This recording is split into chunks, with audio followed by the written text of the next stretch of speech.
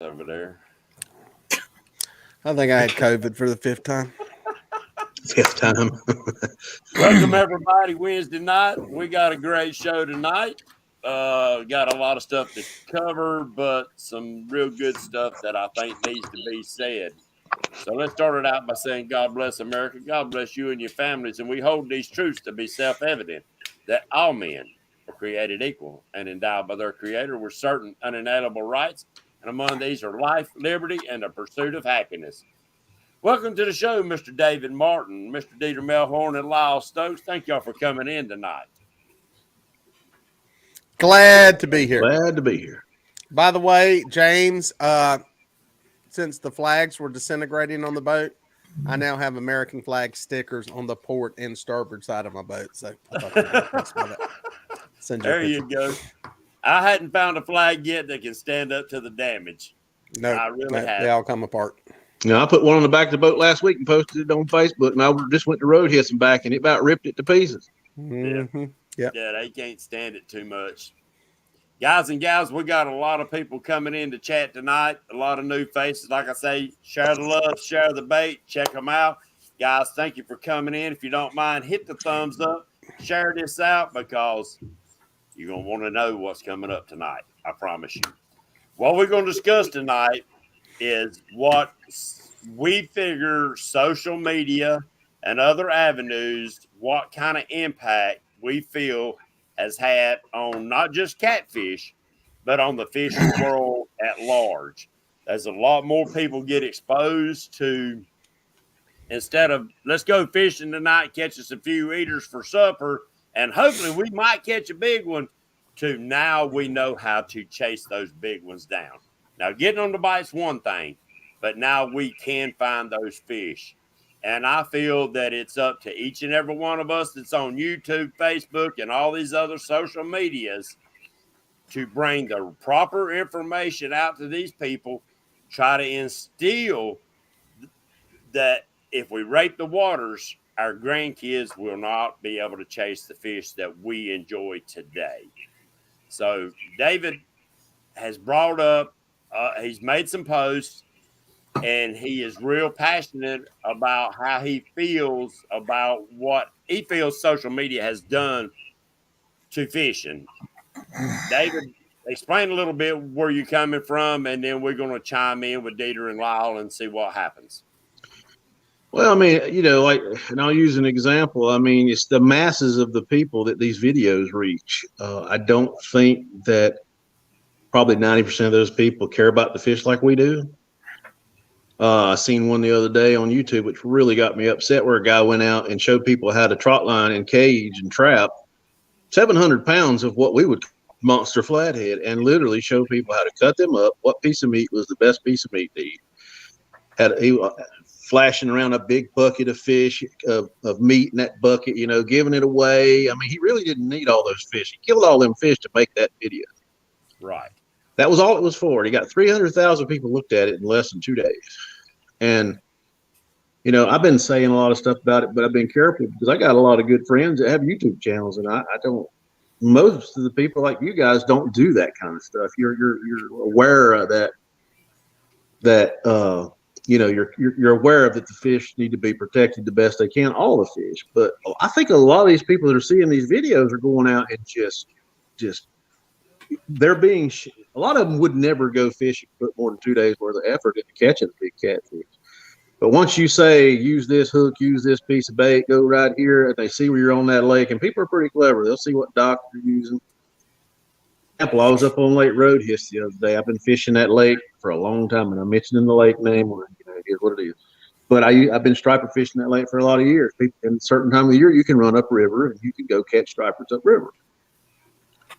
Well, I went down there, and the ramp was just bombarded full, and I'm like talking to people because I'm curious. I mean, I even go in one of our local fish stores and talk to people.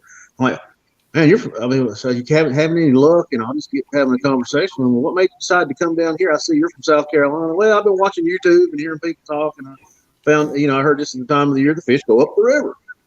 I'm like, okay, well then so did the whole parking lot full of people. Probably went on YouTube or somewhere, and now all of a sudden all these big fish that you had some local guys and a few people that fished that lake forever would go and fish and catch them, and there was plenty. But now all of a sudden you got parking lots full doing it, and I see that happening a lot.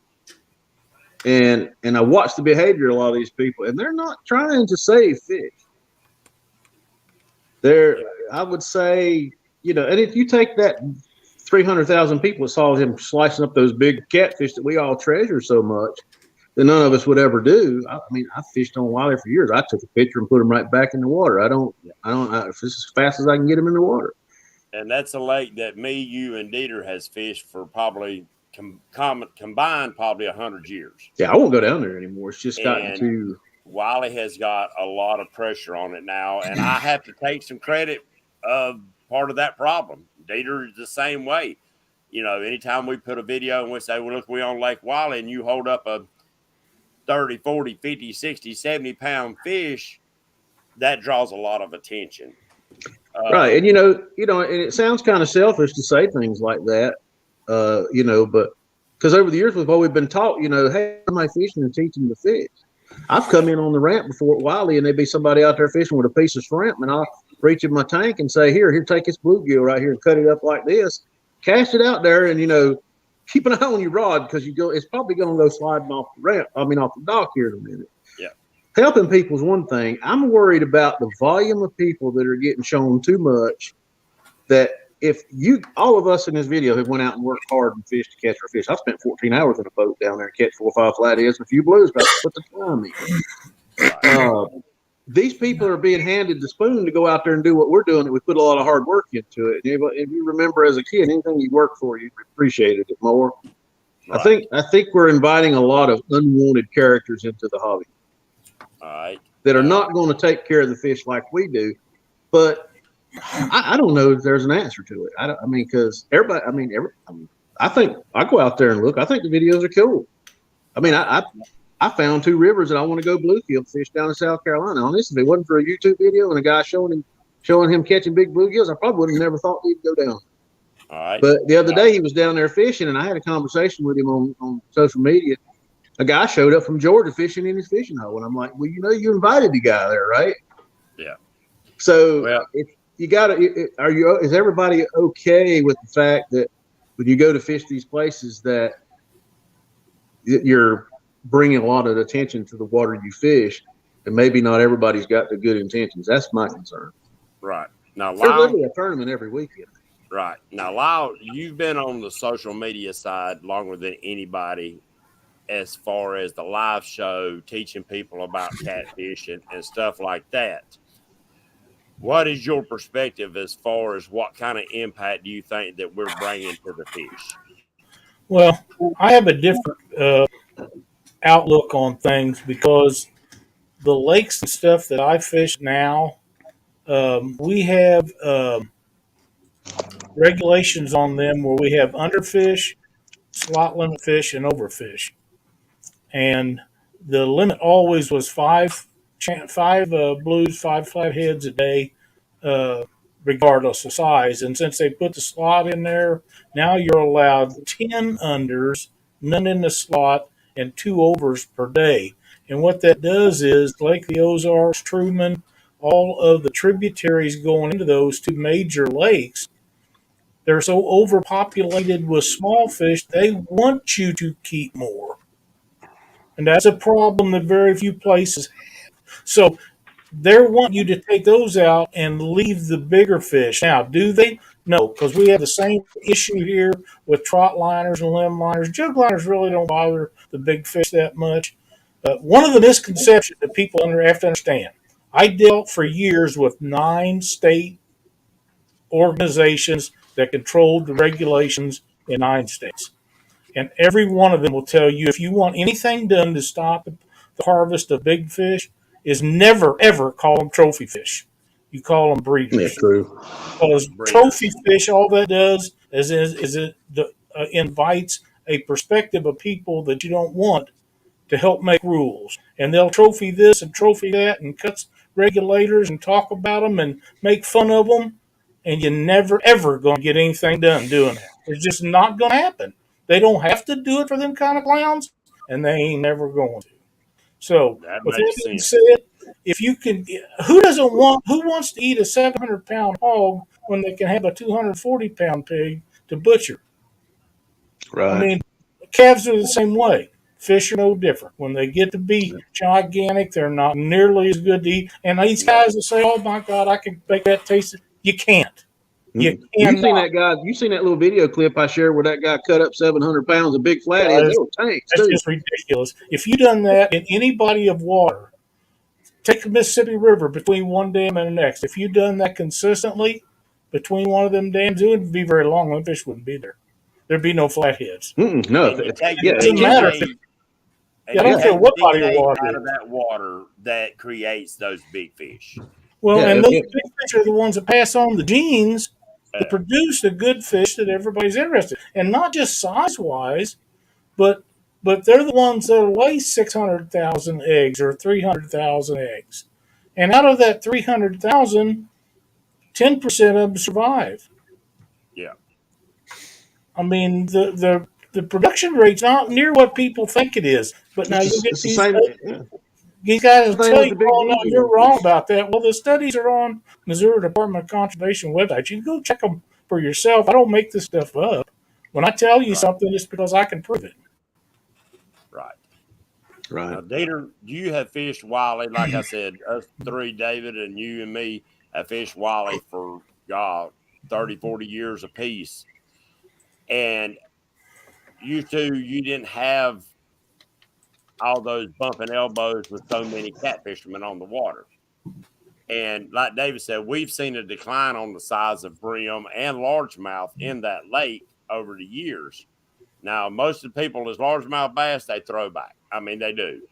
But what do you think? I don't know how to word that. Do you think social Thought media it'd has be really good. hurt Wiley? That's just a lake, for instance. Here's the thing. Wiley. Here's the thing. Social media is not the problem. I think social media will expose the problem. I think that's it true. will expose and magnify what the true problem is. And that's what David was saying earlier about people who don't truly understand the resource. And I get them on guide trips daily that we've got 6 hours together and we have a long conversation about everything from what they do for a living to fishing. And what people don't know, there's a lot people don't know about the biology of fish, how long they live, all of that. And I mean, for lack of a better word, it's ignorance. It's just ignorance about the species. And that's really any fish. It's just like me. I'm ignorant about the life cycle of a largemouth bass to a certain extent on everything that happens with it, but I probably know more than most. But I say all this to say social media is exposing the problem. And there's people like with this channel I just looked at it a minute ago when y'all told me about it. It's good clickable stuff. People, that don't know any better think, hey, I can go do that too. It's legal. Exactly. Because it's legal, it has to be okay. As long as it's legal, it's okay. And, sadly, when it comes to wildlife, most laws are reactionary. They are not preventative. They are not proactive. Most laws that we come up with is like, well, crap, there ain't no stripers left in Santee. What happened to them all? We were wheeling them out in wheelbarrows a couple of years ago, and for some reason they're gone now. We got to come up with a law to fix that because that was a bad idea. So all of that together, it's kind of like Dave was saying, it's like, don't know what to do. It's like our government. Where the heck do you start? We can list off 20 different problems out there. But where do you start with trying to I'd like to touch on that. Social media. I know where you're going with that. Social media, if it didn't exist and everything was still a fishing secret, sure, things would be better. But let's face it, that ain't going to happen. That bell has already been rung. You can't. No, it's too late. So it's we're left done, to deal with what we got. Yeah. I don't think it's cure all. I do think it exposes stuff. It makes stuff a lot more obvious and visible. The biggest thing is TMP. Too many people, and some people don't like hearing this. We got a lot of people. That's the masses. That's what I'm talking about. The masses. And when you talk places like, it's one thing. You look at a place like Kerr Lake. It's home to the world record, probably the next world record, probably more big catfish than any place on earth. But it's remote, relatively remote. Lake Wiley, it's getting more and more pressure, not just fishing pressure, but just people pressure, boat pressure. People are on the water all the time. And it's just more and more people. The country's growing. You can talk about the way things used to be. And I like this guy that did this video and other people who go out and catch these fish, shoot these fish, kill them. They're living in this idealistic fantasy world of the way things used to be when you would go out and hunt for food and catch your dinner. Well, listen, that might have worked when you had like 80 million people in this country. But, we're up to 340, 360 million now. It's not going to work now. So you got to have regulations in place that regulate this so that people can enjoy it. Because we still want to get out there and fish. We still want to enjoy all those things, but it can't go running unchecked. And that's where stuff has to be put into place, the research, blah, blah, blah, blah, blah, so that you can get legislation, hopefully, before the damage is done. So yeah, the social media thing back then, I'm trying bouncing back and forth coming to this question. I think social media, while it can show somebody where the fish, show them a secret hole, whatever, it also has the power to move masses and move people. And this was the thing that I was hoping we'd get into on Lyle's show the other day when we were talking about it. That's what I think we, as the people on here that have some power and some play, have the ability to change people's minds, sway the way they think. I think I have done it with what I show. I never really preach in any of my videos. Oh, you got to release these fish. Don't keep it. People just see me do it, see me throw every one of those fish back in the water. Back alive. Occasionally I'll keep some, but they see that, and that's the education and teaching. It's the same thing that some kid out in the country has seen his grandfather kill every fish that he's ever caught. That's the same way they were taught to do what they did. So we can use that power. Not everybody's going to do it. You've got the guy like the one who killed all these flatheads or whatever. That's his shtick on his channel. He kills everything. I think he even went out alligator gar fishing, and he probably killed that alligator gar. He killed it all. Yeah. And, I know people like the what is the show, Meat Hunter or Meat Eater? Yeah. Popular show, but it's very much a kill everything you can because it's there and because it's legal. Great show, well put together, but there's a whole lot of kill everything because it's legal. We're not breaking any laws. Sometimes as sportsmen, we have to have some responsibility and step up and do what's right before the government comes in and tells us what's right. So that's scary words. It's all going hand. Good for fish, but it's scary for everything else. Yep. There was my 5-minute diatribe, and I'm probably pissed off the people in that. But come back. I've got more. I have a couple of points that I would like to visit about that we talked about last Monday night. And one of them is the economy has got to the point now where it costs so much to hook up to a boat and take it to the lake that a high percentage of people are going to take a meal home that maybe never would before because it costs so much. They want to get something out of their trip. And I think you're going to see a lot more of that this year coming up. The other thing is that I didn't get to on what I was talking about a while ago, with all the regulations that we have with the overs, the unders, and the slot limit fish, the conservation department writes a ticket and the judges don't make fines justify it.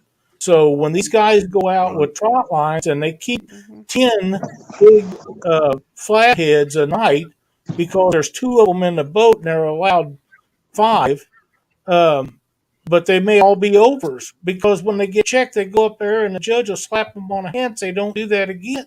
Instead of putting their ass in jail for 6 months, that'll stop it. Or making the fine their boat, their motor, their pulling truck, That's what they do in Colorado. If you get caught shooting an elk or mule They put deer, into it real quick. they that would stop it. You get Oh yeah, somebody who loses a $70,000 boat and a $60,000 truck. I And know you what get deer. I know if caught, they he'll catch you with stop an that. illegal deer, with a deer they'll certainly put you through it if you shot it legally. You better believe it. Yep.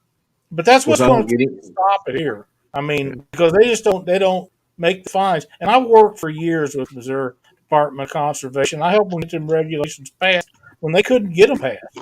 But Right. if you want to stop anybody from doing anything, when you catch them, you make them pay. I mean, you give me a Right. ticket for $500 for going 65 and a 60, I probably ain't going to be doing that much anymore. No, It'll no. stop me. Oh yeah, So that's why I wanted to get y'all guys together, because I know we're all passionate about not just catfish, but all fish. Because if we're not passionate about all fish, then like David said, we're not going to have the bait fish to use to catch the big fish yeah, either. and that, like I said, when I mention stuff, I made a post today. I'm just not talking about it anymore because people get upset about it. And I got a lot of good friends that I don't want to upset them. And I'm looking at some of them, but when you reach a lot of people, you got to be really careful because I mean there's a very small percentage of them care. To those Like, who are given greatness, great things are expected, and sometimes you got to step up and you have to piss some people it's off. the in sheer number process. of people that see it that's scary. Yeah. So, Showing it, taking your local people and taking them out and showing them how to fish, and your neighbors and your friends, they appreciate your lakes. But when people come from all over, they can do some unwanted things, I believe. the other thing is, it's the education process, and it's hard. It's like I said earlier, when you're exposed to something your entire life, that's kind of what's going to be ingrained into you, and you have to have an open mind to change. Not everybody has that, and that's the struggle that we face in all of this. Is that, I mean, we've got people that believe there are catfish as big as Volkswagens at every dam and every bridge everywhere in the country.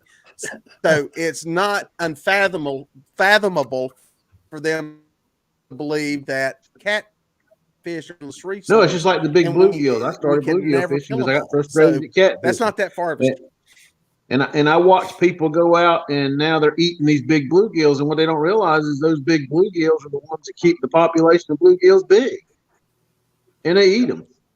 So It's not just catfish, like James said. Another industry that has really taken a hit here in the last several years is the skipjack industry. Those I things are bet. taken out of rivers and lakes by the millions every year. They've cut the numbers you can keep in some states, but if we're not careful, a bait that people dearly, I think that's a lot of the reason some of these lazy guys that can't catch bait use chickens. That's not right, Dieter. Uh-oh. That's exactly right. Yeah, I knew that was yeah, coming from yeah. somewhere. But you know what I mean. Well, I don't know. He caught some hard big to come fish on by. that chicken, though.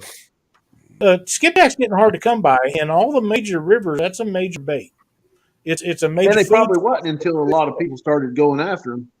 We used to go down and get hundreds of them on a 3 or 4 day weekend and get your Right. whole year. And that's happening with a lot of stuff, and I see it. And, but I'm glad to see regulations on skipjack. I'm glad to see regulations on yeah, there's fish. a lot of regulations on every fish. And bluegill. I think they should be stiffer. There should be a size limit on bluegill. An 8-inch bigger bluegill should be put back. If it's 8 inches or bigger, you shouldn't keep it. I see YouTube videos of people eating them that big, left and right. Yeah. Well, of course they grow that big, a lot, but they don't more I'm at. Yeah, I think they might be that big in a lot of rivers. They're just out in deeper water, and a lot of people just don't know how to go fish for them. Right. That's what I'm on a mission right now to find them, and I do find them. I'm looking for 10. If I don't know you, I ain't talking about it. I want a 10-inch bluegill. Well, the question is now, guys, is that we have an avenue to help change things. Social media. Right now we got 62 people in chat. 62 people. Now, if each one of those 62 people, 64 now, If each one of those 64 people go out and make a video talking about what we're talking about right now, and spreading a good word, trying to say, hey, look, we know you got family members and friends that don't have social media channels, but they watch it. If we can touch 64, 65 people in the right way, and they touch 65 people, don't take long till you're reaching a lot of freaking people with the right words. And if you But only get let's face across it. to 1%, if you just get across to 1% that The right understand people, yeah. the 1%, if you can do even a half of 1%, that'll make a heck of an impact on the amount of fish that's kept. You Well, I got think to that's startle great. up a couple of big mouth people like me, I guess. That I start running don't around think- fussing about it. I really don't think there are that many people out there with those altruistic motives to do that. From social media, most people, it's a bragging board. Whether it be Facebook, Twitter, whatever, it's, look at my fish, look at my fish, it's a bragging board. It's not, there's not that many people out there pushing education about the resource. It's boring. I mean, It is. let's face it, And it is not as sensational as killing a bunch of fish or catching a big fish or a stringer full, or it's not as sensational. And hey, listen, there is some blame to be. You can throw it. People like myself. It does create a lust for big fish. If you're catching big fish, if you're catching a lot of fish, it creates a lust for that, which gets perpetuated by pay lakes, because they provide a source for people who don't have a boat, don't have ability, don't have time to go to a place and fish, don't have access. That's the biggest thing. It gives pay lakes a place because, hey, it's capitalist America. They figured out a way to make money on it. So yeah, it does create all that. But I would dream that in the process, there's some people that are thinking about the resources, and there are. It's just, there's people like the guy who killed all the fish that are going to do that and play that game too. So, again, there's people that think that if bins are on social media, whether people watch them or not, that they're going to be YouTube rich. And I want to enlighten people right now. There are people that make a good living on YouTube. Yeah. They are. Very, very low percentage of the people that's on there that can survive on what they make off of YouTube. There's a few, but the percentage of people, and I know guys that think they're going to make it big. I got news for most of them. Most of them won't make it big. It's just a no, and that was one of the things that I was concerned about too. Like the one guy starting up, and I'm not going to mention his name. He's been fishing for bluegills down around the coast in a place, and he just started his channel up, and he's making shirts and hats and all this stuff. And really, he's not ever going to get big enough to make any money. But the damage that he's creating in his lake already, or in his area, by brawling people in and everything, is never going to compensate what he's making off of it. He's never going to make enough money to replace the damage that little channel just caused.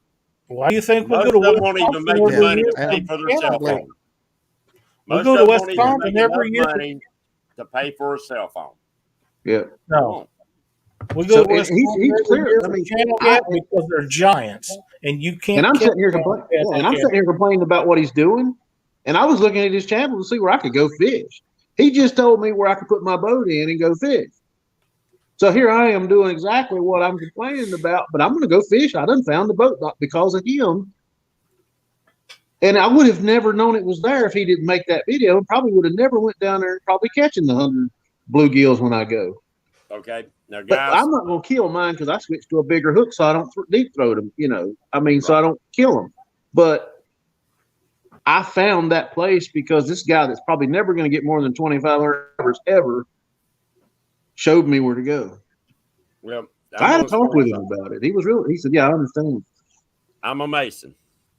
And one of the things about a Mason is that we hold our brothers accountable.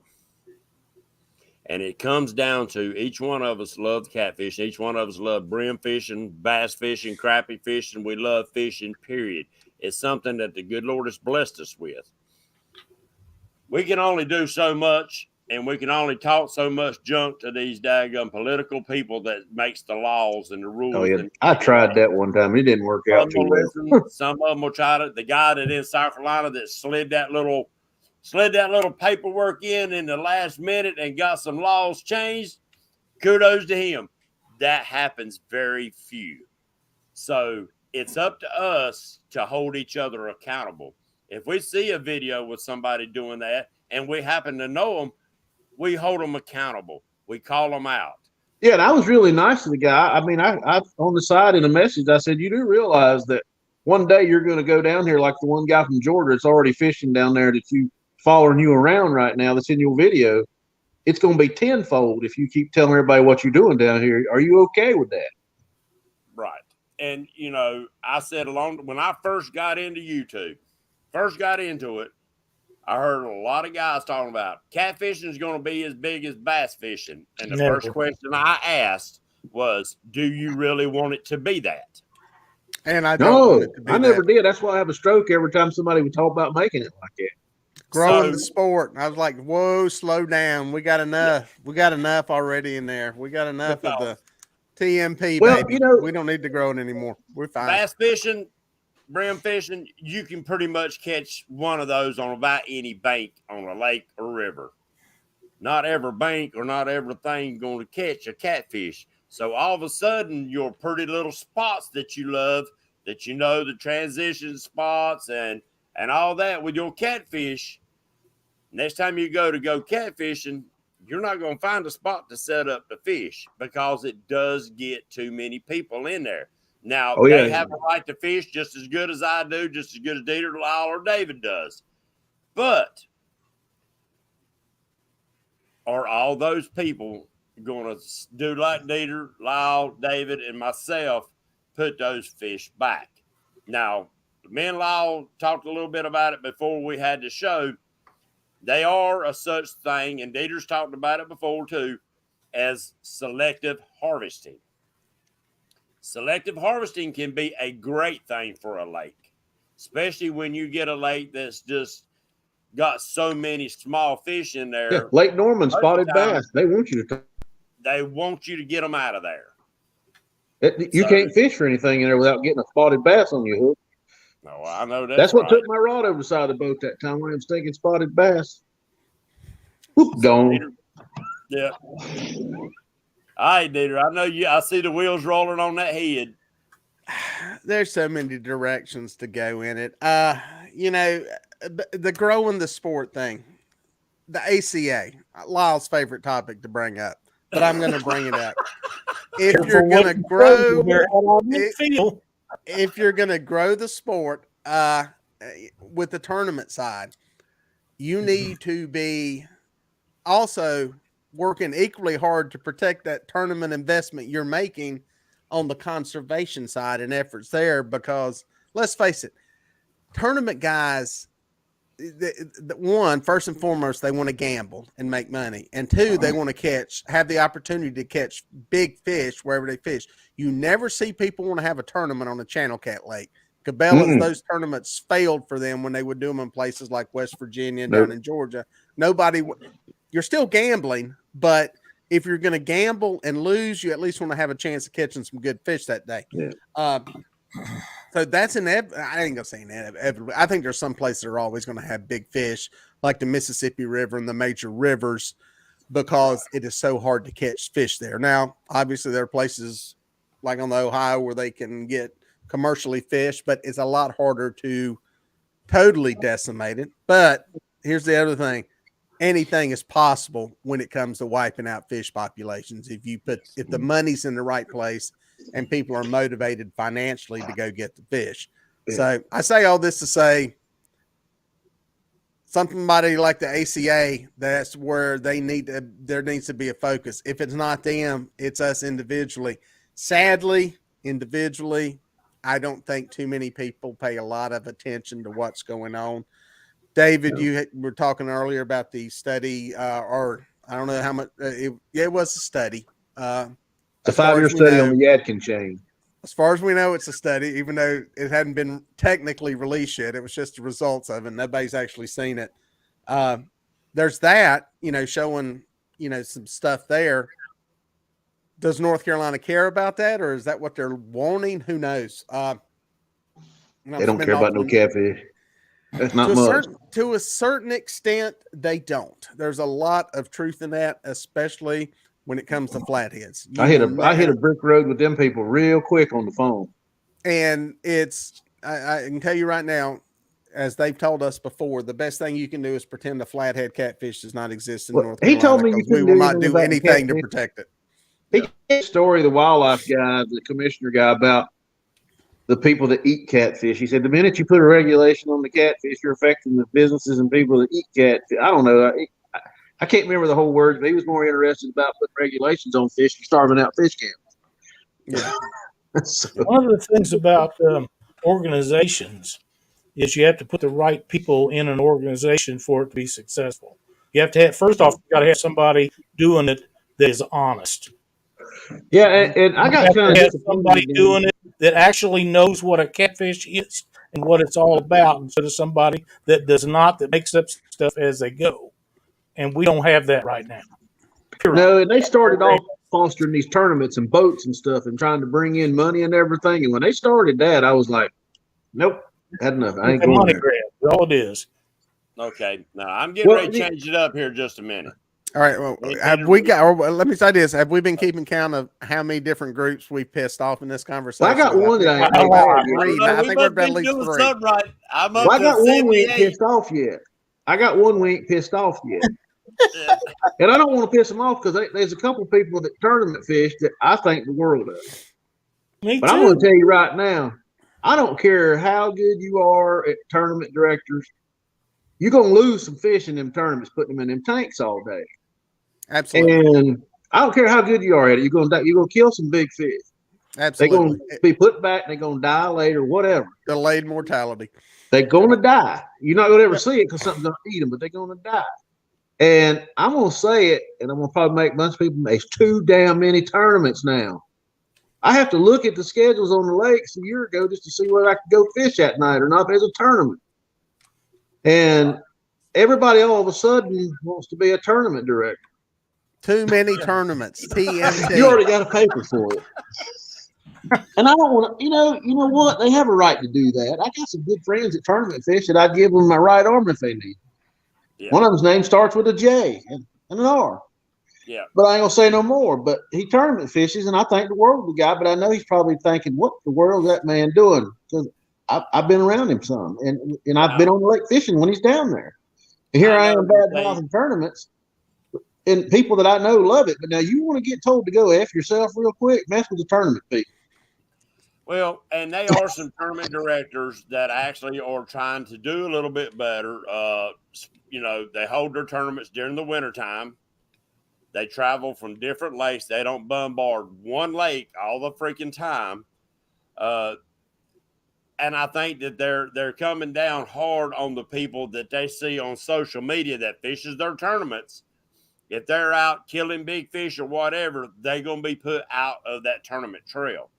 But with that being said, I do think that is a lot more science and a lot more work needs to be put into the live well part of it, and maybe even go to what a lot of people don't really care about is the way kayak fishermen do it. If you still want to hold the tournament, measure the fish, put him back. Right, and I got my hand up, teacher. I got my hand up, teacher. All right. I want to say something. This will piss Lyle. I can piss Lyle off with this statement here. Here we go. The catfish world will survive just fine if we never had another catfishing tournament. I agree. That's true. I agree. That's true. And on your deal, James, it would do just fine.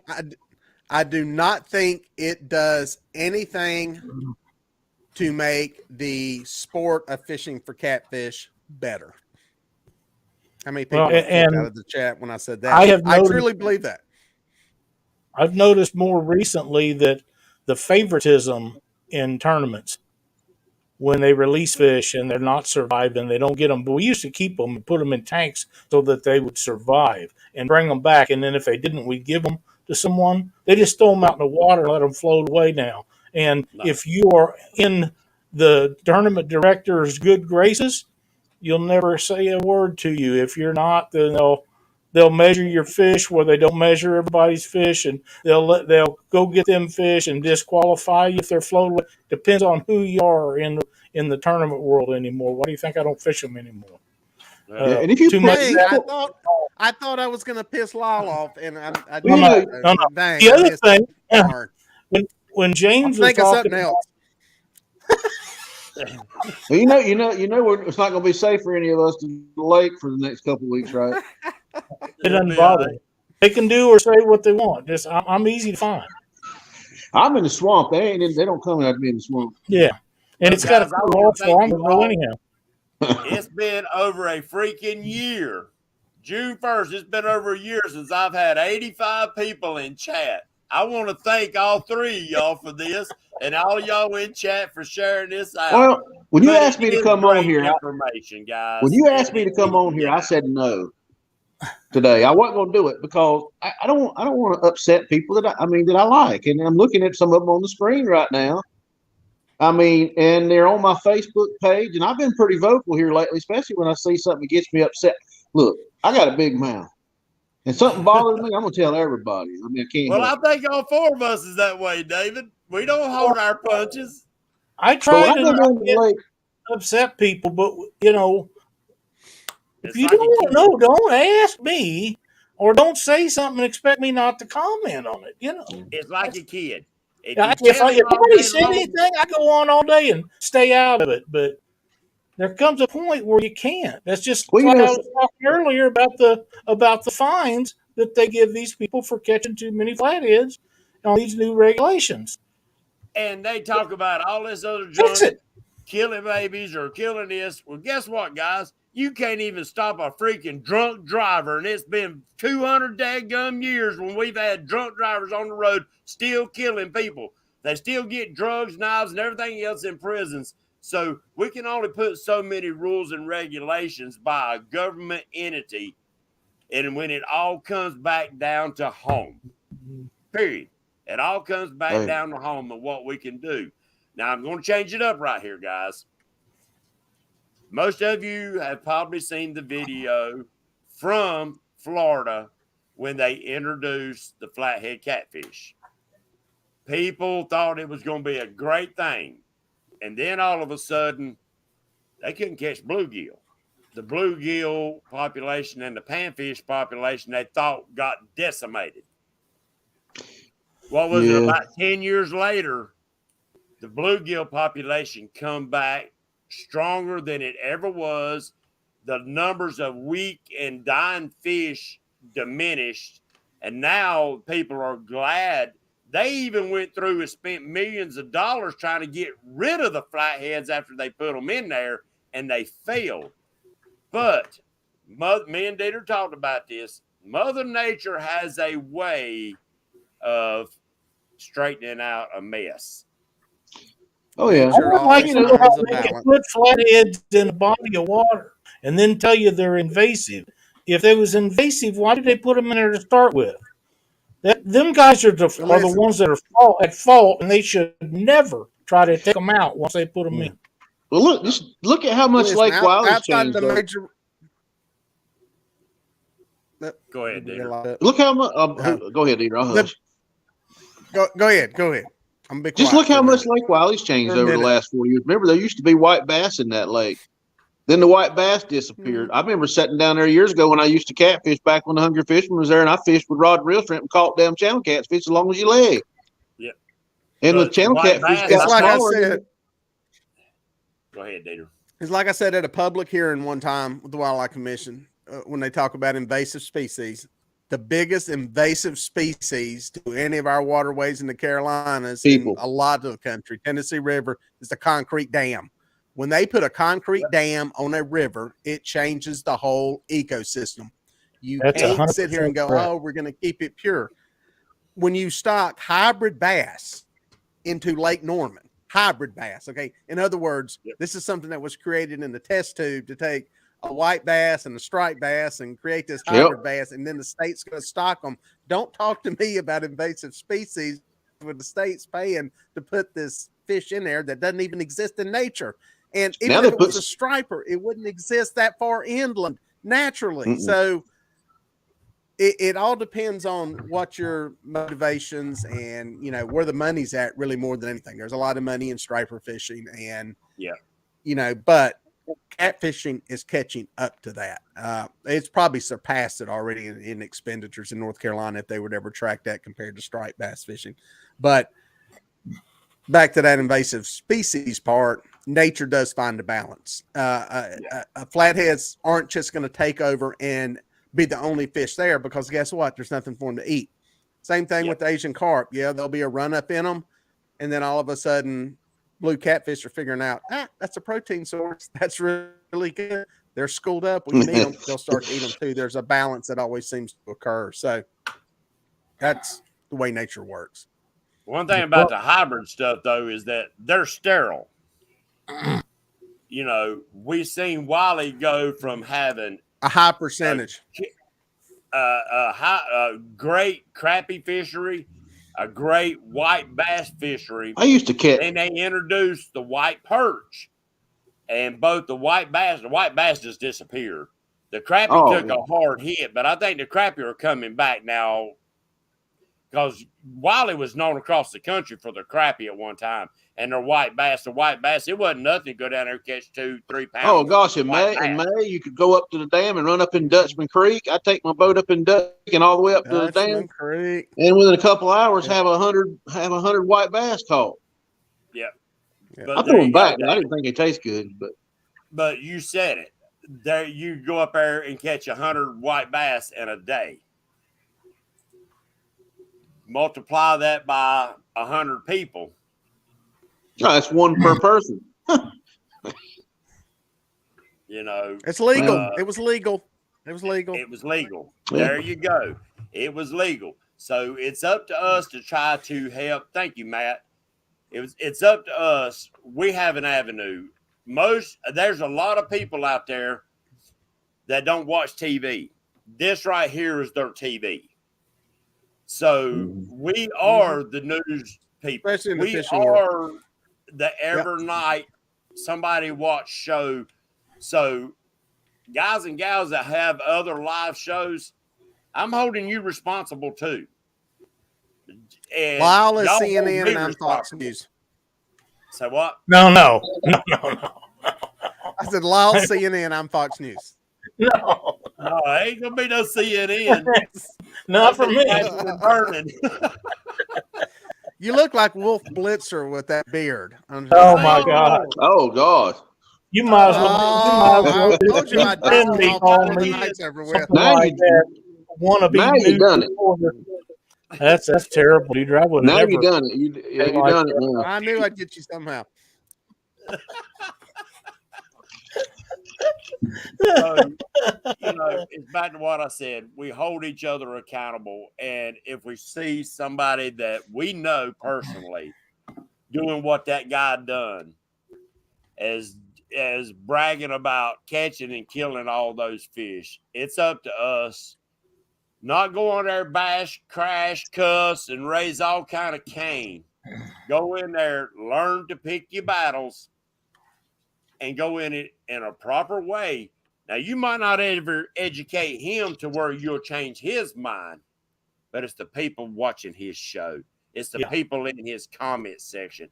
It's the other people that are surrounded by him that will say, you know, that really ain't right.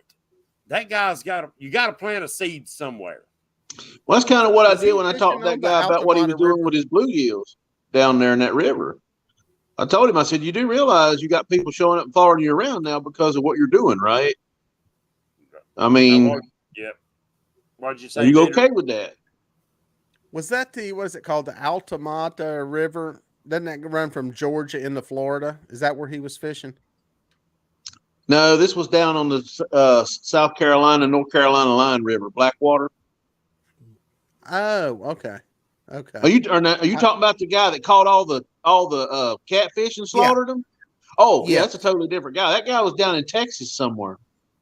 Oh, okay. Okay. That's I didn't. some lake in Texas, river in Texas. Right. Man, them was some big flatheads too. But see, it's like Lyle, and I mean, I'm gonna give Dieter a pat on the back. He was probably one of a few people that helped get some rules and regulations changed here in North Carolina He to did. help save the blue cats. Kudos to you, Dieter. I know that took a lot of legwork, a lot of research to come up with the proper statistics that you can lay it on the table where John Doe public can understand what you're talking about, where these congressmen and lawmakers can understand your point of view. That's the problem, is getting these people that don't have a clue, that's never picked up a fishing rod, to understand what we're seeing, what we're going through. And the only way you can do that is with facts, but learning how to tell those facts. You come in bitching and raising Cain all the time, they're going to turn the volume down. I've heard people say, well, the squeaky wheel gets the grease. Well, no, a lot of times that squeaky wheel will get replaced. You get a new axle and a whole new hub, and yeah. So, well, people that fish today that go fishing, they think that crowded boat ramp with everybody crashing their boats trying to put it in the water, and they think that's normal. If you've been fishing for 40 years on a lake like Lake Wiley, when I could get off work at 2:30 and go down there by myself, and then you go down there now, you think the world's done come to an end. You just want to die tomorrow. Yeah. But now, Dieter, that ain't normal. Tell us how y'all's approach to getting some of those rules changed, how y'all approach this to help other people understand what we might can do through social media also.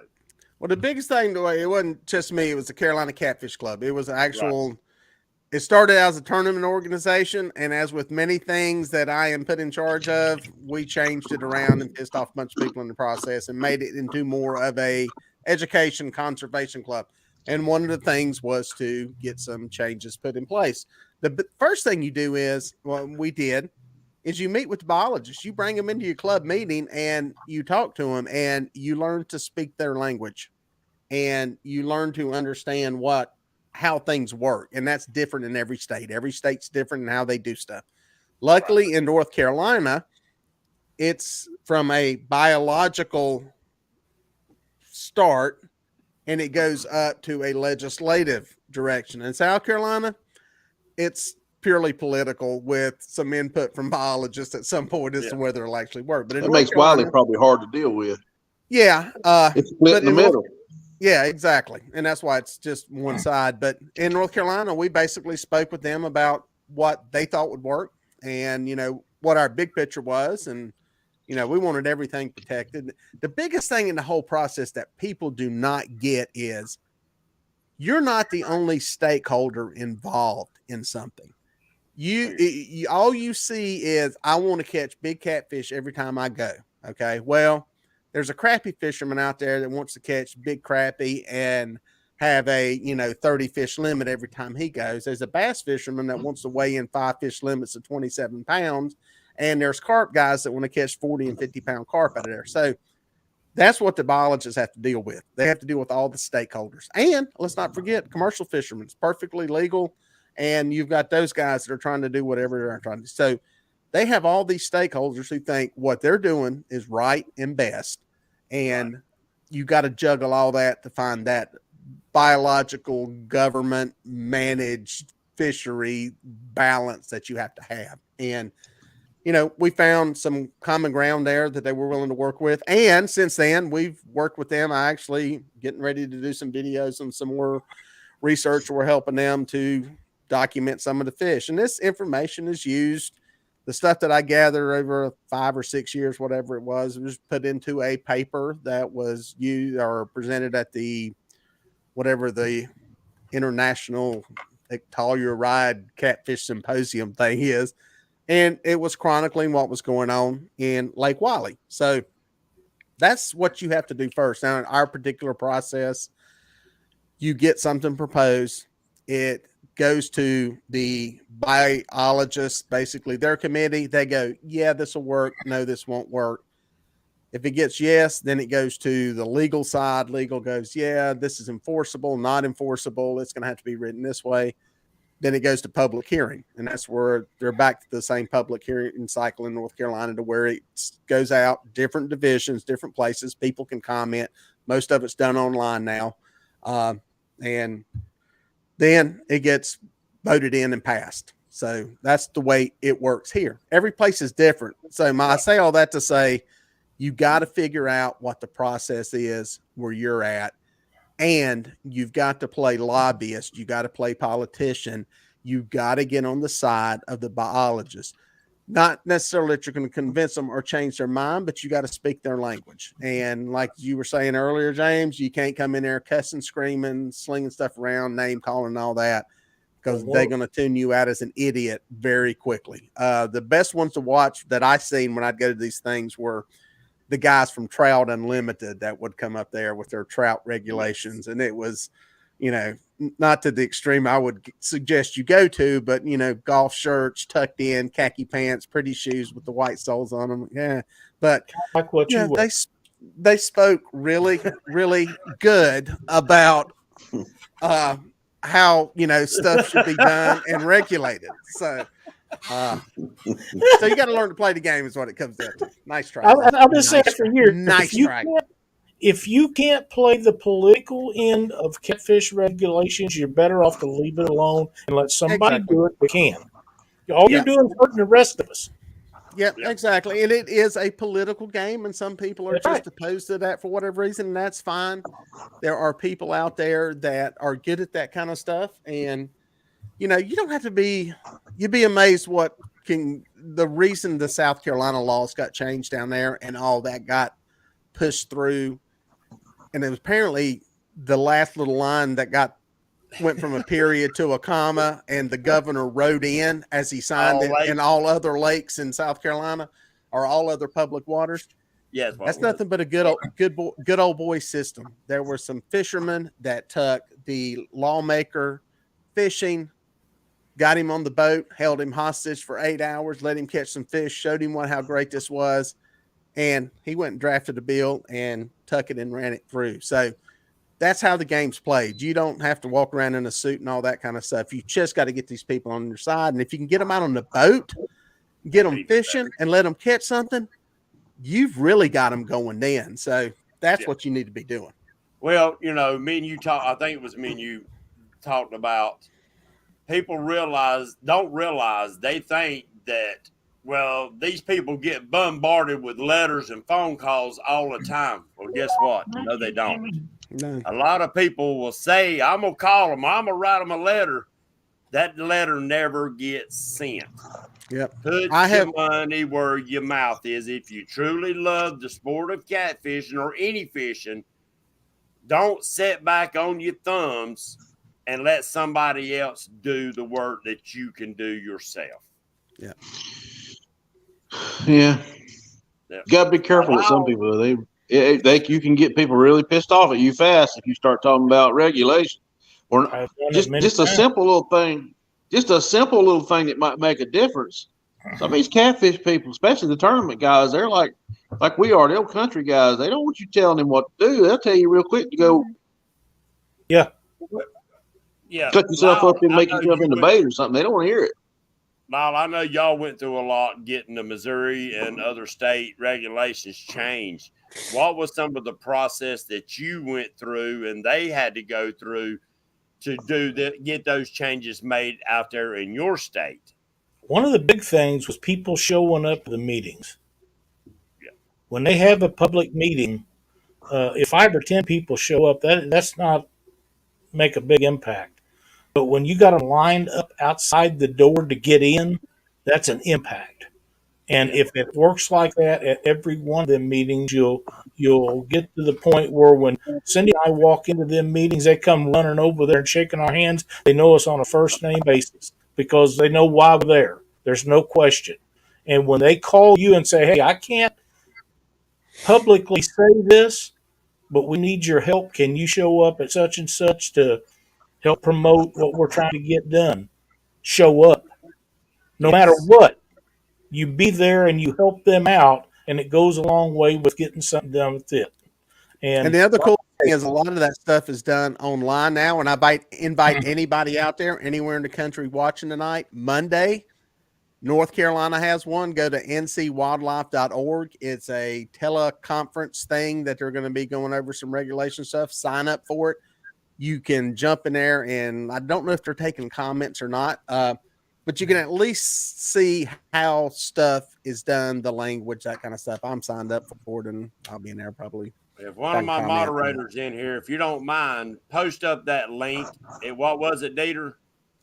ncwildlife.org is the North Carolina in let me make sure I got that one right.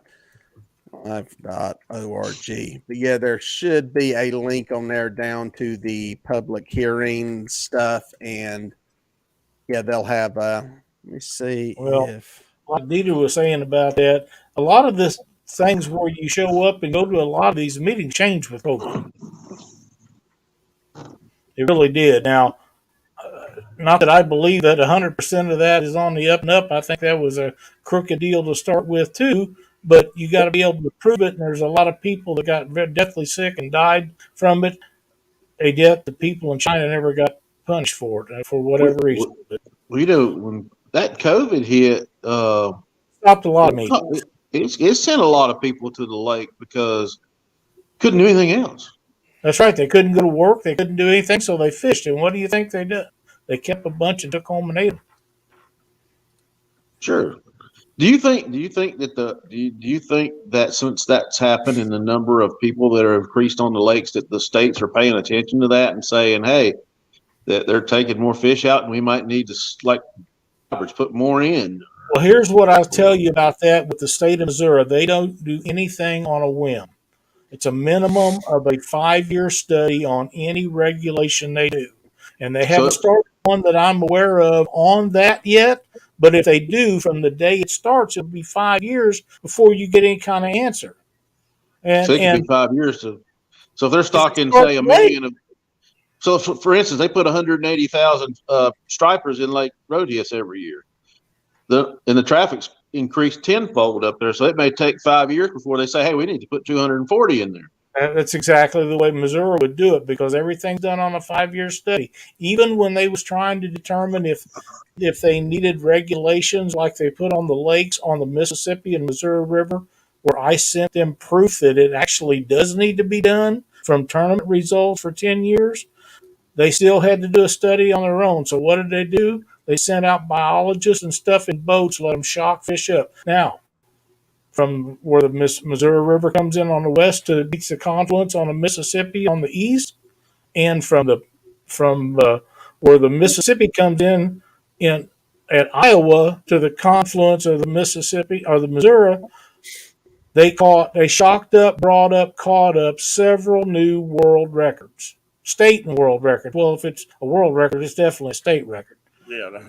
But the problem was, I was getting phone calls and messages from people where these guys was actually stopping people that was fishing out on the rivers because they couldn't find the fish.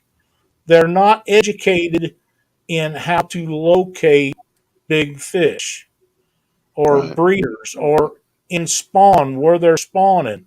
They would shock up what they could find, and they would find some big fish.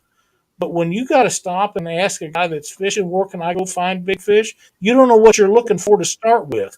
Those guys are catfish gurus. They know how to make and pass regulations. They know a lot about what they eat, the proteins they require. They know that Asian carp, even though it's the worst thing that ever happened to public water known to man, is turned out to be okay because this blue catfish gain so much weight off of it and protein. The only problem is they grow so fast you can't get rid of enough of them. They can study that stuff, but as far as finding fish, when you pull up to a guy in a boat and say, "Hey, I need to find some fish.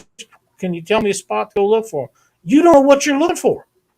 You need to have fishermen doing that. They need to allow fishermen to tag fish and that's never going to happen in Missouri. If you get caught with a fishing tag in your boat in the state of Missouri, you're going to jail. You're not going to get bailed out in one night because that is the Missouri Department of Conservation job, and they are not going to allow you to do it. I've begged them; they won't even take me in the boat when they're doing it That's crazy. because they claim that there's more fish die from people putting them in wrong. They don't know how to do it correctly, and that could be I don't have no way on, but they don't want you to do it. You're not going to do it in the state of Missouri. If you get caught, you're going to go to jail. Keith's in the house with us tonight. Yes, sir. I think that the tagging thing can go a long way if it is implemented in the right way. Because I do too. I think it's a great idea. Yes, because one thing what we was talking about a minute ago, everybody on social media wants to say, look at me. Tagging will say, all right, somebody else is going to catch my fish. I want to know where that fish, how that fish swam down the river, or how it swam in the lake, or if it survived.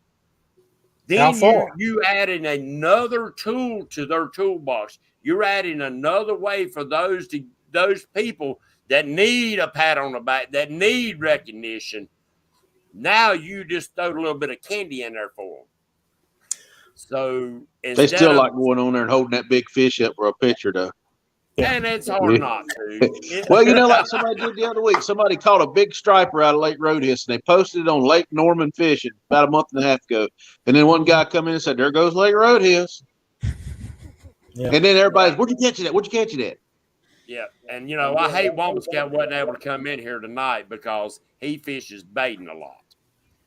And in the last 5 years, he has seen a dramatic change, and not just the numbers, but the size of the fish coming out of baiting.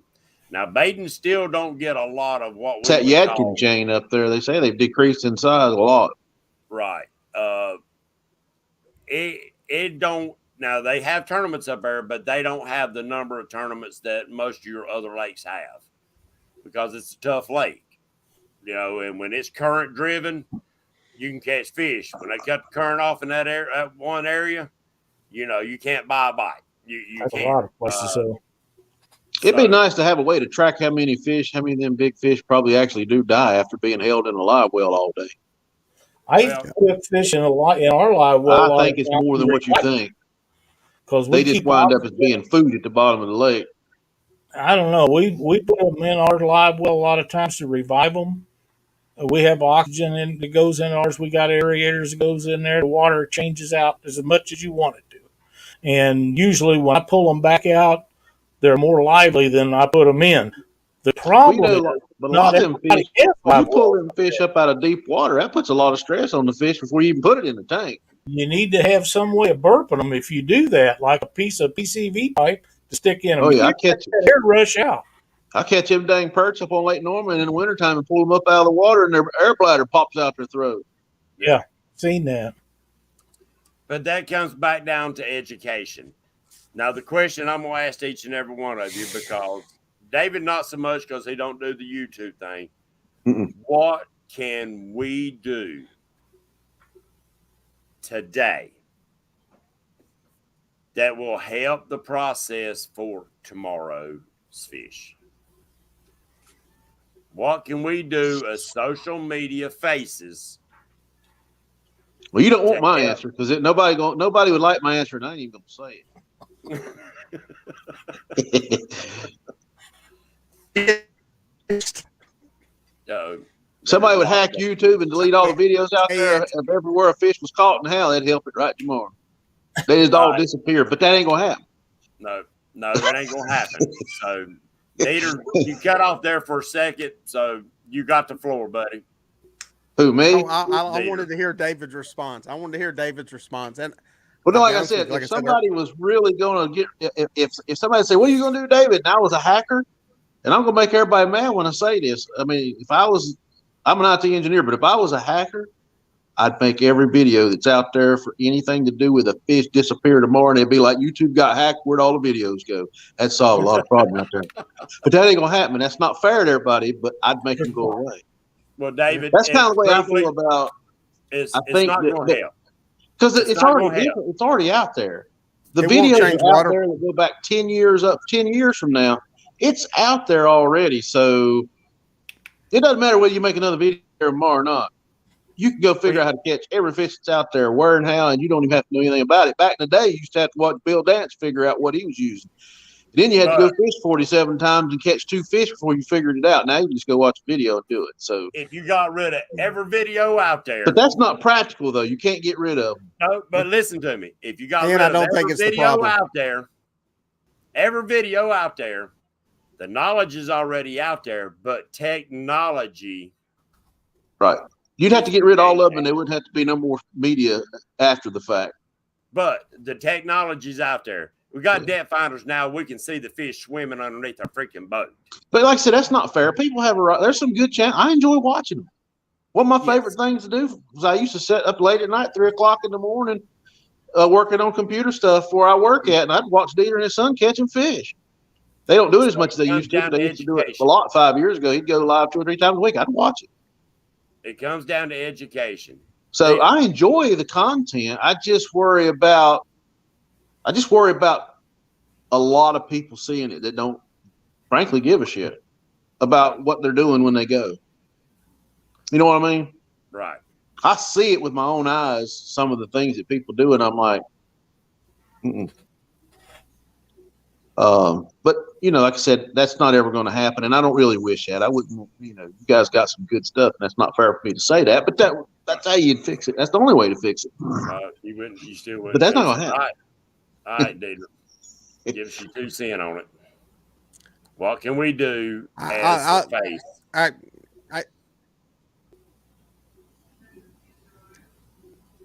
Honestly, I think our biggest threat to all our fisheries is water quality more than anything. I think that is going to be the thing that's going to be the biggest issue as we have TMP, more and more people. Very true. Water quality is going to have a massive impact because if these fish, catfish will probably be the last affected because they tolerate so much stuff. But the other fish, you say that, but then if the bait fish starts to decline and the water quality goes all the way back down to, plankton and, the zooplankton and everything else being affected, that affects something a little bit bigger, food sources. What's going on in the water affects what happens with the hatchings and how the, each year on just on the runoff from all the houses on the lake. I think that's the biggest threat. Yeah. Listen, just go all look the at runoff, Florida. From all the homes Go now look on at the what's lake. going on down there with the massive development in Florida and growth over the past 2 decades and what it's done. It's a down effect when this stuff from these beautiful, well manicured yards makes it into, the water system, underground water system. You're getting plankton bloom and all kinds of crazy stuff. The red tide and everything they get in saltwater. We've got our own little problems in freshwater too. And, that I think that's going to be the biggest issue down the road. As far as social media, if you can make it all go away, we could all live in our little fantasy world and we wouldn't be having this show right now and having this conversation on here on the computer. So, but, it's like David said, that's not going to happen. That bell's already been run, that's a hardcore thing to say, but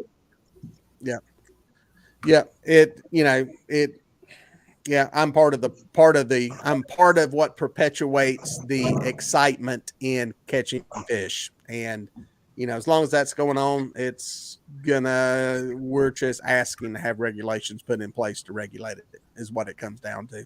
As much as we don't like regulations, we as fishermen can't regulate ourselves. We have proven that time and time again. My wife hunting, fishing, trying to make me laugh. And it's just the way it goes with outdoorsmen. We have to be regulated because we just feel entitled to everything that we can catch or kill. Okay, now you're a hunter. I know, Lyle, you used to be a hunter. David, I think you was a hunter at one time. At one time in America, the wild turkey was just about extinct. It was just about hunted. So was the white-tailed deer. And so was the white-tailed deer. But it was not the lawmakers that saved those 2 animals. It was the sportsmen themselves that got things changed to save those two animals. So it can take place, guys and gals. And back then, they didn't have social media. They You didn't know, the have the interesting thing about a media deer, though, a deer, come in. I watched a resource guy talk about it the other day, and a deer grow to a nice sized deer that you would hunt for a nice buck in 3.5 years. But like he was talking, some of these fish, like bluegills, could grow an inch a year. It could take 8 years to get a nice fish. Catfish take 25 to 40 years, depending on where they come from, to reach that size. So, you know, you have one tournament and you kill, you don't know, let's just say that there's 200 fish brought in and you kill 10, 30 or 40 pound fish. You're not going to get that fish back for 20 or 25 years. True. Yep. Yep. A deer reaches gone. sexual maturity in a year and a half. It's gone. They It's can done. they can reproduce at that point. Yep. Yeah, And they're, right. you know, max lifespan. I mean, in the wild now, it's probably maybe 3.5 years. If you average it out, they can live longer, 7, 8, 9 years. But that's an old animal. And that's the thing where the comparison between fisheries and, you know, crappie are a different story. They grow and reproduce and do it all in, you know, 3-4 years. Well, I But yeah, that's the really thing with wasn't. catfish. It's a long-lived I species. really wasn't putting fish and deer and turkey into the same category. What I was pointing at is that if you're trying to rely on somebody up here that don't fish to help your waters, it's never going to happen. It takes each and every one of us to help make that difference. What I'm asking is, what is it going to take? What can we do as social media people to help influence those out there that might be in a position to make a change? Well, one thing Because I've we don't seen, know. The next person watching this video might be the son of a congressman. one thing I see that I appreciate is I've seen some people that make videos while they're in there, they explain how, like bluegills, for instance, you know, they're telling you that these bluegills, you need to put these back because these are needed to grow the population. I mean, if everybody, when they're making a video about whatever they're doing, would just put a little blurb in there somewhere. I mean, deer's already been doing it with this fish, with releasing them back alive. But if everybody would, every video you make, think about it like, I got people watching this that might not give a damn about a fish or understand. Let me put a little blurb in here as I catch these fish and say, well, I'm catching this stuff. You know, this is what you could do wrong with this fish if you're doing it improperly with the way you're catching it. It's like me catching bluegills. I went to a bigger hook, so I don't deep throat as many of them. But you can explain things to people, just a little 5-minute piece of that 1 hour video you make somewhere in there to make people understand that, hey, there's consequences if you take my information and use it improperly. The dude that killed the 700 pounds of flathead, they're not helping him. But people like us could put something in our video, make it a habit. Because I've seen people do that, and I appreciate it. You know, they're doing something in there that says this resource is not as numerous as you think it is. Protect it in this way. You know, if that would help because they're watching your video anyway, right? Yeah. Now, Lyle said it better than anything a little while ago. Instead of saying, "Look at my trophy catfish," people, this is a breeder fish. This fish produces hundreds of thousands of eggs. Correct. This is why we release them. It's all in how you word things to actually grab that attention. Because now when you're saying trophy, guess what?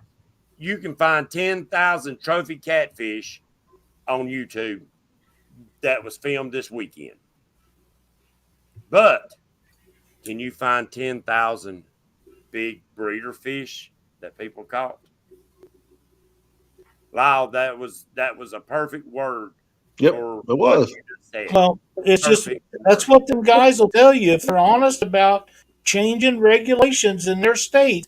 They will tell you never use the word trophy because nobody gives a damn about trophy fisheries. Now, if you call them breeders, they all care about breeding size catfish or any other kind of fish. You know, we go to Wisconsin every year to catch giant channel cat. You know why they got channel cat up there? Because nobody takes them out. They put them all back. None of us that's ever been up there has ever kept one. They all go back. So next year, that 20-pound fish is 22, 25. The 30 that I caught 11 years ago probably didn't go on. But if it's still alive, there's the 35 now, I'm quite sure. Right. And that's why. But the number one thing that I think will help, two things that I think: stop supporting national organizations that do nothing but take your money.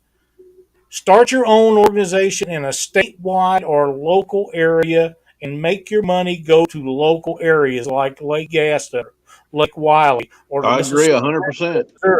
Stop sending that money to people that are pissing it away. Number two, nobody cares if you keep fish or not. In fact, it's good for you as long as you don't overeat them. The big fish have the mercury and the PCPs in them that you're Yep. not supposed to have anyhow. The small ones don't. Selective harvest is the greatest terminology you can have for eating size fish. If you pick and choose what you take and don't try to fill your freezer, my God, that's not what it's all about. It's going out there and catching enough to have yourself a meal or two. Feed the It's all church. it I'm takes. feeding the church. Yeah, Exactly screw right. that. Well, commercial guys are for it. Let them go out and catch them Asian carp and stuff and feed the masses that way. We're trying to get I rid of agree. it now. You know, Just like eating bluegills. If you eat the right size bluegill, you're not hurting the bluegills. not If hurting you them eat at all all. the big ones, Just you're going to hurt about the the size bluegills. of your hand. Yep. Yeah, but it's just common sense. It's just common sense. And if people would use that, And stuff and, like that and can be incorporated in videos while you're making a video. Put little blurbs in there like that. Put it in the middle of the video, or put it and make there's it a where bunch, they're going to hear it, and then there's move a on to bunch what of you were people that doing. go to Wisconsin every year, and as far as I know, nobody's ever kept. We even talked about keeping fish this year, a couple of them, to have a fish fry there at the motel where we stayed. And what happened? They brought crappie from Kentucky and Missouri, and we didn't still didn't keep no fish. They all go back, whether they're 8 or I'm 10. not eating none of them. I've seen stuff floating around in Lake Wiley at nighttime in the middle of the night, and I'm not eating anything out there. I'm sorry. I've I seen heard some stories. bad stuff floating around in that lake. Well, and that's like the Ohio River and the Mississippi and all the big I've had rivers. turds go floating People by knew my boat what in the was, middle of the yeah, if people knew what was night. dumped into them rivers from as far as Well, it Pittsburgh. dumped there was 17 Holy crap! truckloads. Back to what Dieter said, the pollution. There was 17 truckloads of poop got dumped in there last year. And it was equal to 17 tanker trucks of poop in the weight that said seeped into the lake. Well, that stuff floated down in the main channel and went somewhere. I ain't eating them fish. I'm sorry. Well, and Dieter said it best a little while ago when They he got a talked liver, about but I don't think it's that good. I'm the not doing it. biologist. There, that's where you get plankton blooms. That's where you get, and plankton blooms, a lot of people don't understand what is actually taking place. I seen it up on Moss Lake is a very good example. At nighttime, when the sun goes down, you can actually watch that bottom rise to the top, and it will black out your screen. And anything caught in that will die. It depletes the oxygen in that body of water as it happens. China, for one thing, their water is so polluted over there. Used to be a great fishery. Now their problem is they have an abundance of these Volkswagen-sized freaking jellyfish that has took over their waters because their waters are no longer viable for fish populations. So what happened? Now you've got another entity that moves in that takes over that water. Well, who wants to go catch a freaking jellyfish?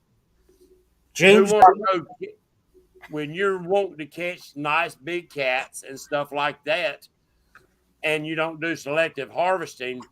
I'm gonna give you my farm pond right here behind the house. It was completely fished out, except small fish.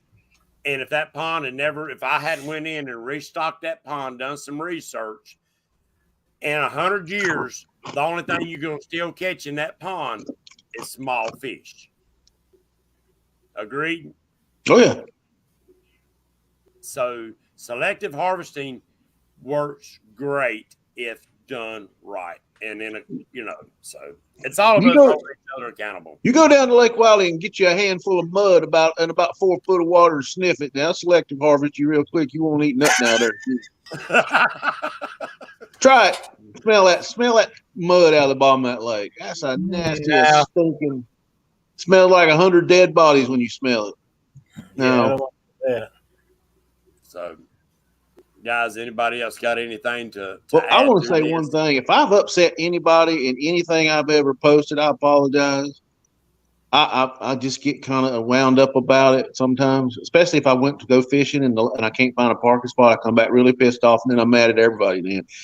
And I'm really mad at everybody for making my fishing hole full of people. But Well, we don't need to sit back and not say nothing. but That yeah, Einstein said it better. The worst evil is the next man not saying nothing. well, And yeah. let me but you run the let me risk say of this. making some people upset. If I've offended anybody, you're welcome. That's where I feel about too, dude. Well, I hate to do it because I mean, if you're on my Facebook, most likely I think a lot of you already, and I just don't like to upset people. But sometimes I can get pretty rough sometimes. Well, and that's because of the passion that we have for what we do. Yeah. We all love catfish. David and I dearly love bluegills. Dieter, he likes to catch them white perch, and I like to watch him catch them. I don't have none around here that I'm aware of, but if I did, I'd be catching them 3 or 4 at a time too. But I recently switched over to bluegill fishing. That's about it now. I got rid of my big boats, but Yep. I love catfishing, but I can't go to the lake during the day anymore because there's too many people and there's idiots down there. By after about 30 minutes, I'm ready to die and hurt somebody because they're running all over the top of it. If I go at nighttime, they bust my windows out. They throw dead deers in the back of my truck.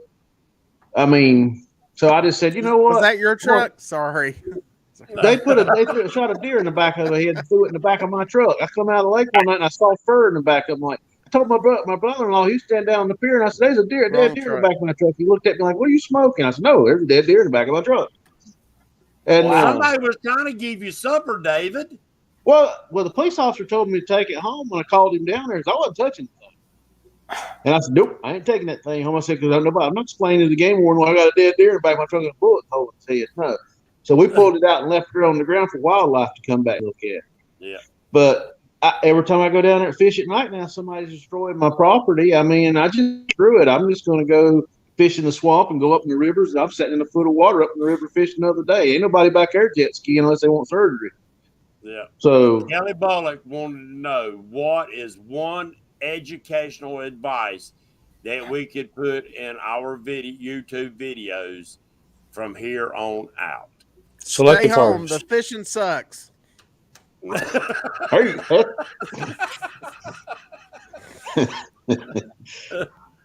Ain't no fish in this water. well, if you make one post on social media and show a whole bunch of hybrid bass or whatever, there'll be 95 people up there in that same cove the next weekend where you caught them at. It don't. I mean, the 10,000 people see it. 95 of them show up. But David, that's in everything. It ain't just fishing. We run into it the same way I told you earlier in the gold mining. That's one of the reasons I quit showing any of my videos of me gold mining, because where I'm at, it wouldn't take them long to zero in where I'm at, what waters I was working. But you always got greedy, lazy people that want to make something off of somebody else without doing the work themselves. That is human nature. That has been around since the first man made fire. Somebody behind him hit him in the head with a rock and stole his fire. Yeah. Well, like Deere said, this little thing and he held up. It's too many people. You can hold that up again. Too many people. But we can't do nothing about it. Yeah. So from here on out, what can we do as a face on social media to help others? So, hey, everybody's going to have their channels, and they should, but they could probably. My personal thing, I would say, just incorporate a little blurb in all your videos you do, kind of educating people that because I've caught 10 catfish or I've caught 100 bluegills, don't mean you should eat all of them or eat this one or eat that one or or something that helps people understand that it's not as plentiful as you think. Right.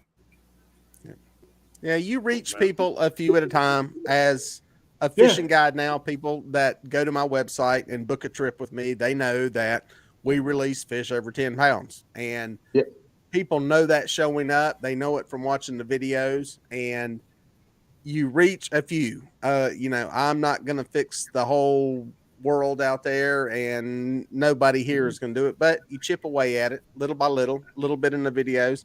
The biggest thing is build some respect. The people that have channels in YouTube and social media, whatever your platform is, have some respect from the people who watch you, and you will be able to have an impact on people. If you're somebody that just is sensational and creating sensational content, you're really not going to be able to have any kind of impact because nobody really respects you. You're just entertainment. You're just, a shock wow factor. And I think that's kind of what was with probably the guy who was killing all those fish. There's a lot of shock wow. Ooh, look at that. That's a bunch, those people, I don't think they really care anyway. I don't think there are people who are going to be making change for our fisheries or anything to do with wildlife. I think they're just going to capitalize on it. And hey, that's America. That's the way it works. Some of us look at the bigger picture and, more of the legacy that you're going to leave once you're dead and gone and your videos are, being dug up somewhere down the road and, whatever the next platform is. That's what I look at, what the legacy is that I'm going to leave. And that's what I focus on. Everybody's different. Everybody's going to do their thing. And I focus on what I got control over. And that's where my focus stays. And what you hit the nail on the head. If there is enough of us to keep that balance, there's always going to be those asshats that takes out too many or takes out the big fish. But if there is enough of us on the other side of this fence that do the right things, help influence others to do the right things by these fish, then we can, like the flathead down in Florida, we can help balance out what might be coming to take place. Yeah. I don't think the damage is totally due to social media. I don't think the damage is totally due to commercial. I think it's a combination of a lot of things that has got us to this point today. There will be a part 2 of this show, but I've got some more research to do. I'm going to get Lyle, David, and Dieter all to do a little more research. Maybe some more facts will be coming in that we can bring to y'all.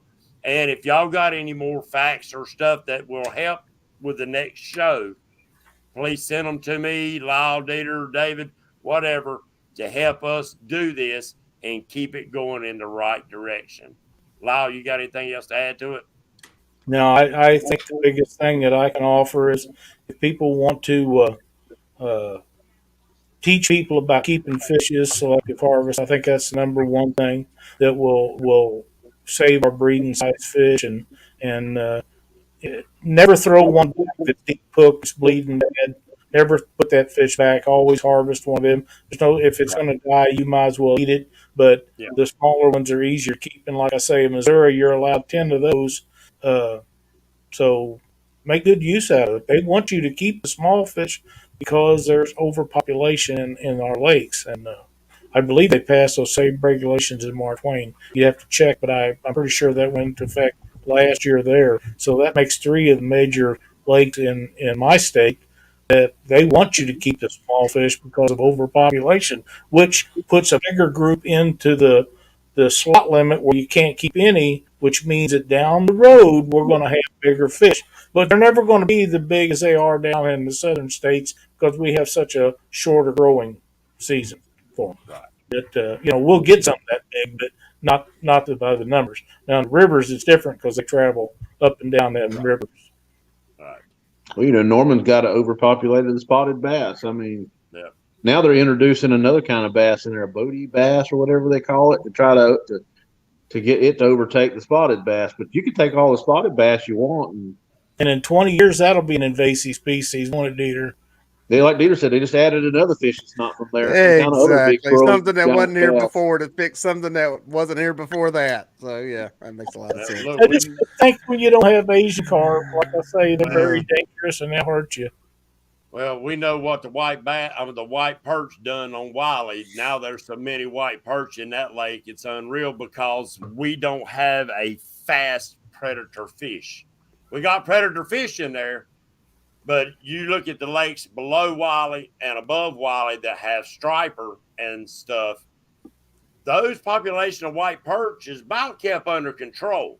Norman's got a boatload of white perch in it. But Wiley, they'll black your screen out. There'll be so many in there at times. That, to me, that's an invasive species. You can't turn the clock back now. It's done. So, And then ring the bell. yep. I don't think you can catch all them white perch. Guys, I appreciate y'all coming in tonight. It was a great show. We was blessed with about 82 people coming in chat. We still got 59. Nice. Thank all of y'all for coming in. Thanks for Please watching, share guys. this up. Absolutely. I think we discussed a lot of good stuff tonight. There will be more shows like this coming, guys and gals. Thank you for coming in. God bless you. Don't forget to share. Don't forget to support your veterans. That being said, good night. Night, everybody. Dieter, are you going to be now?